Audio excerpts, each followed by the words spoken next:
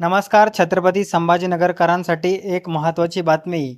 सकाळपासून शहरासह जिल्ह्यात ढगाळ वातावरण निर्माण झालं असून कडक उन्हामुळे हैराण झालेल्या नागरिकांच्या नजरा आता आकाशाकडे लागल्या आहेत. आज पावसाची शक्यता व्यक्त केली जात आहे. नेमकं हवामान कसं असेल? पाऊस पडणार का? आणि शेतकऱ्यांसाठी ही बातमी किती दिलासादायक असू शकते?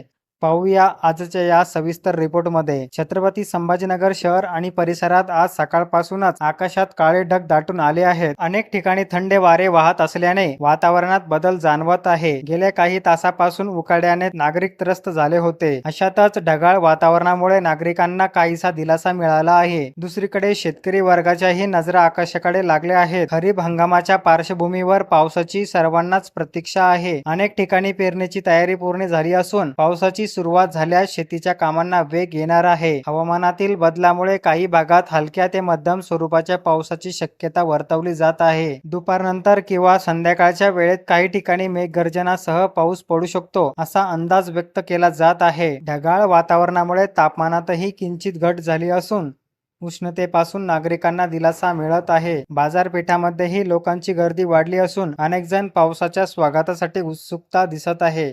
मात्र हवामान तज्ज्ञांच्या मते विजांचा कडकडाट आणि जोरदार वाऱ्याची शक्यता असल्यास नागरिकांनी सुरक्षिततेची काळजी घ्यावी. विनाकारण झाडाखाली किंवा उघड्या मैदानात उभं राहणं टाळावं. तसेच शेतकऱ्यांनी हवामानाचा अंदाज लक्षात घेत शेतीची कामे करावी. तर मित्रांनो, छत्रपती संभाजीनगरमध्ये आज ढगाळ वातावरणामुळे पावसाची आशा निर्माण झाली आहे. आता या काळ्या ढगाचं रूपांतर मुसळधार पावसात होणार का, याकडे सर्वांचं लक्ष लागलं आहे. तुमच्या भागात पाऊस सुरू आहे